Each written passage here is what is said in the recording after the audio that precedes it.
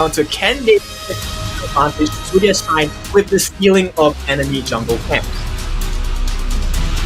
Yes, we'd like to think so, but again, nice to see that Atix has made his way onto the official roster of FUT Esports there. Again, probably one of my favorite junglers from Season 1 Invitational, so seeing him take the place of Lost is going to be really interesting to see how Lost forms and goes down into that farm lane as he plays that Lady Sun. Again, we all know, but those at home may not know, Lady Sun is more of a late game hero, so when it comes to Honor of Kings competitive, you really want to just get her fed up enough to the point where she has all her items, and that's where she starts to peel. But if it's anything like the teams we saw yesterday, we saw quite a lot of macro gameplay coming from the hero as well, where we saw likes of JR pushing the second tier turrets in either the farm lanes or the clash lanes pretty early on within that 6 to 7 minute mark as well. So again, this hero being used in different variety of ways. Yeah, and as it stands now, I think both teams are pretty much even in terms of farm, and if we take a look at the map control, it is extremely clean from both sides, right? No invasions are allowed from either end of the jungle, but I think you can feel the pressure building a little bit towards the farm lane for Team Vitality, right? They're being able to pressure Snape a little bit out of the lane for the moment, which means that the rotations can be faster and can be, sooner than what they have.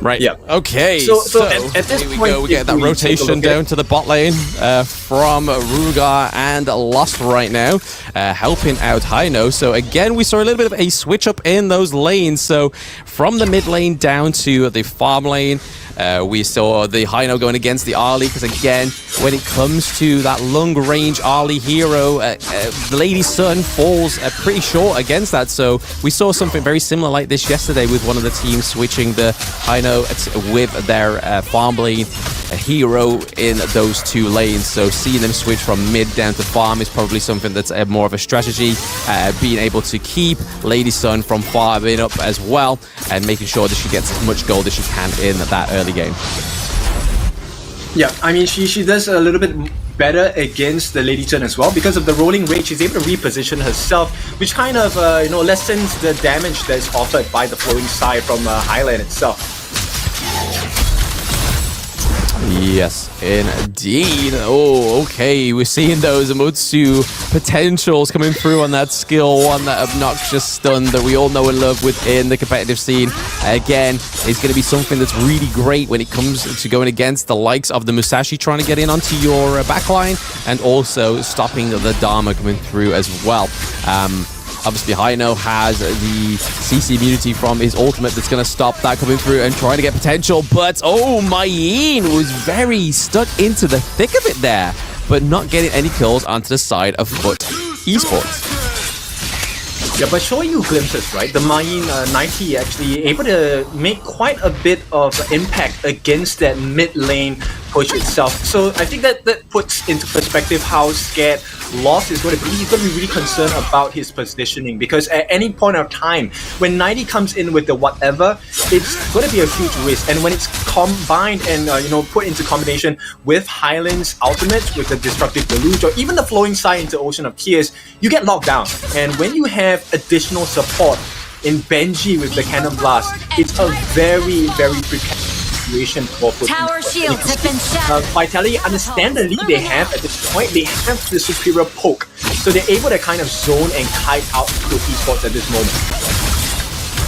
Yeah, there seems to be a bit of a fight here for the Tyrant, and Vitality are definitely securing it. City Boy able to claim the first Tyrant of the game between FUT Esports in game one. But here is Dharma coming through. Void was able to get the Mayin locked down, as well as the Lady Chen. Oh my days, FUT Esports. So again, Team Vitality able to pick up that Tyrant, but they do lose 2 lives in that mid lane lane. 1 kill going over to Ruga, which again was probably just a mistake of basic attack onto from the Dolio, because we obviously didn't really need to get it. But then we saw the Dharma getting the kill as well. So nicely played there by Foot Esports, really putting the pressure on to Team Vitality right now. Yeah, what a pace though. If you take a look at that, they have taken the Overlord with ease at this point. I mean, yes, they don't have the debuff at this point. So Vitality, they're looking for something to recover, right? At this point, it's a 2-0 in terms of kill score, but they're leading slightly in the goal. And I think Snape might be in for a nasty surprise here. Yeah, no, Snape is definitely... There is a delay of an inevitable engage here from the Ali and the Motsu, it seems, down into the farm lane. But again, they have the Vanguard there to aid Snape. But now, to aid Snape is Ryuga and Lost on the rotation, as well as Atix. But they've got to be careful because they've City Boy and Highland have both noticed that their mid lane and their jungler is missing. The enemy jungler doesn't know where they are because they have no intel on it, but again, it seems to be all bubbling around this mid lane. It's definitely a contrast to what we were seeing between Kagendra and Team Secret. There seems to be a lot more tit for tat in these brawls. Less aggression, more of a slow burn-in. But speaking of slow burn-in, that CC immune comes through for the high note ult there to escape that 2v1 between Shanks, Benji, and Snape. Yeah, so they actually force out the Fate Rewind onto Snape, which means that he's going to be out of his ultimate for a little bit. And at this point, this opens the doors up for Vitality, right? They can choose to be a little bit more aggressive as well. And this is why you see them, pausing and positioning themselves to make a play on the bot lane as well. With that. Oh, okay. There's the Musashi going in, knocking up the Motsu. He's only maybe to escape with such little health, but then Ali manages to pick up the Dolia as well. So that was a 1-0 trade so far, but they do pick up the turret as well. They are still not done. Team Vitality have definitely been given the vitals into the game again. Thanks for taking that farm lane turret. However, Dharma was able to capitalize on the absence of the Mayin in the Clash lane, able to take the first tier turret in that Clash lane, and they are still not done. There is still a storm brewing, but it all seems to clear as of now. Yeah, you can start to see the cracks in terms of Foot's draft, right? So the moment Musashi dies, they don't actually have a lot of tankiness within their lineup, and this forces them to disengage from fights pretty much as soon as the Musashi dies, right? And if you take a look at what's happening here, CT Boy just doing a lot of work at this point. He is everywhere around the jungle camps on the side of Foot Esports, and he has successfully stolen so many camps, especially the buffs as well. And here we go. Shanks actually just gets out, doesn't even need to commit any of his battle spells at this point. Literally just using himself as a human ward, it seems there. He's just like, yeah, I'll pop my Parasol in a nearby brush, but then I will go and see what is going on in that Clash lane, see if there is a way in for both Benji and Shanks. But definitely a tactical retreat there on the side of Team Vitality. They don't want to lose any more kills or any more gold to Foot Chaos because it is very, very tight, and they only have a very small lead on the side of Team Vitality in terms of that gold. It is a couple of hundred, which is not where you want to be going into this 10 minutes.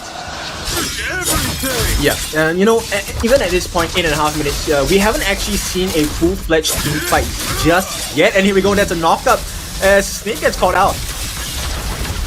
Tyrant has been defeated. Okay, so Tyrant gets picked up by Atix on the side of Foot Chaos there. So again, they are able to pick up their own jungle objective this time around because the first one did go over to Team Vitality, which is going to aid them going into this next Overlord or team fight that may be brewing here between Foot Esports and Team Vitality. But again, this just really shows the difference between the regions and how they play, because this is not something we saw between Team Secret or Kagendra. They were two different forces, and right now Team Vitality taking the other Overlord for themselves, hopefully to try and get some of these lanes pushed, because I feel like that's where they are doing their weakest. Currently, almost 10 minutes in, both teams only have one turret, but now we're seeing a barrage of attacks onto Void. Shanks takes down Void as well with the help of City Boy. They may not be done because they have taken the Clash Lane turret. They are looking with their eyes on the prize, which seems to be the mid lane first tier turret as well, but there's no stopping them. They are looking to help themselves to that sage buff onto the side of Foot Esports right now. There is a lot of damage, a lot of team fights going on. Mayin takes down Foot Snape, so we see the Hino falls. That is a 1-2-0 trade overall, because if we include the Dharma, even though it's a little bit later on within that whole interaction, it was still 2 kills picked up by Team Vitality overall. Yeah, they almost welcome me. I was a little skeptical that T-Boy was actually going to survive that, but they actually did. So that's a good play, right? So Vitality, they're winning really small engages across the map, and you know, this translates into the itemization as well. I'm very focused on to Arlie at this point, Daybreaker along with the Eternal Blade and Crimson Reaper. That is insane attack speed and crit chance as well as critical damage as well. And she is going to be a force to take care of at this point. At the same time, Dawn Light onto the Moor, so he's going for more defensiveness along with the Radiance as well. He wants to give vision to the team.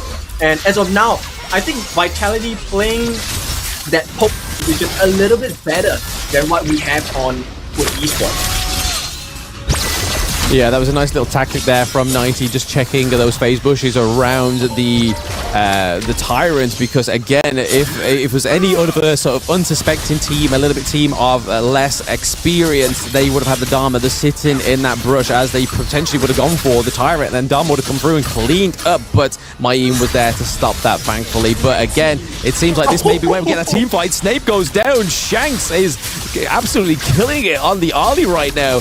Kaiser into the back of the line there, trying to soak up a lot of damage. We see Dharma doing quite a bit of damage onto Modsu as well, but there's a lot popping off here for Team Vitality. Taking a double kill is 90, and they take the first tier turret as well. They are taking all the prizes going into that 12-minute mark of the match. Red team has destroyed. Yeah, Vitality, they're just better at this point because, what can I say? 99, right? At this point, Mayin is making such good plays, pincering in from the backlines as well, and they reward themselves with the tier 3 in the middle. Now, the map is for the kids. Everything is, you know, up for your choice, right? It's grocery shopping for the side of Vitality. Absolutely, just putting one in the bag. There we go. So there goes Rugar. There goes another kill. It was a buy one, get one free, clearly, in that mid lane. There was a special, there was a promotion, and Vitality took full use of that promotion there, running it all the way down to the high ground turret as well. This is definitely was a slow burning start for the first part of the match. Obviously, we saw that Foot Esports was able to get 2 kills on the board, but now we see that answer for Team Vitality. They're not here for the KDA, they're here for the objectives. They're here for taking the opportunity at the right moment, and definitely that engage in mid lane was too good to be missed out by Team Vitality. Yep, and it's hard, right, for the fans of Foot Esports. If you take a look at the itemization by the Musashi itself, he's actually doing quite good work. He has the Blood Rage with the 4 Scars Embrace as well as the Blazing Cape, so he is tanky. But at this point, there's so much damage coming out from the RD that it's hard to ignore. Right, at the same point of time, Mayin with the X of Torment and Pure Sky, he gets the damage reduction, he gets the armor pierce as well, has the Cuirass of Savagery, so every time he gets damage, he gets increased movement speed, and here we go, City Boy just going to town! Yeah, this is the problem with the pick like Kaiser. He can soak so much damage, and they don't even have a Dolier on their side, on the side of Team Vitality. So imagine only if they did, that would be a lot more fatal, a lot more spongy than he normally is. But City Ploy is definitely playing that Kaiser in a very effective manner right now.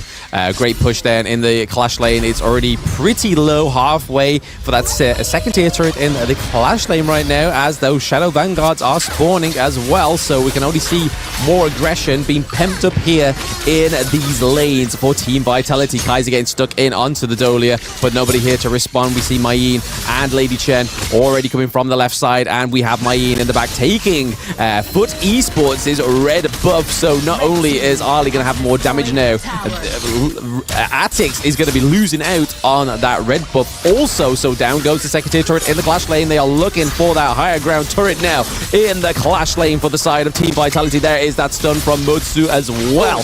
Mayin got a little bit too stuck in, but down goes that higher ground turret. No, they keep onto it ever so slightly. Team Vitality just not quite getting that grand prize to enable those stronger minions within that clash lane, but again, that second come through now with the engage of that Shadow Vanguard down into the farm lane. Mayin is getting stuck in down there as well. Kaiser all getting laid onto Atix. Down goes Masashi, so no more focus onto the backline for Team Foot Esports, as they are pretty much being whittled down to 2 members right now. Dharma trying to do much of effective with those billions of fists, trying to keep them off that crystal of game 1, but Team Vitality taking a clean late game victory from Foot Esports. Yeah, brutal. I mean, that is the word that I have to describe Team Vitality with. What a brutal performance. They really held them by the throat and just crushed them at this point. So, for Team Vitality, if we were, unsure about what their standards are, welcome, because Team Vitality, one of the teams we have to keep our eyes on. What a tremendous performance for the first game as well, and definitely going to put themselves on the world stage, on the map for us to take notice of. Absolutely. We saw that Foot Esports kind of had their foot, to lack their better words, slammed in the door after that early game start, as we saw in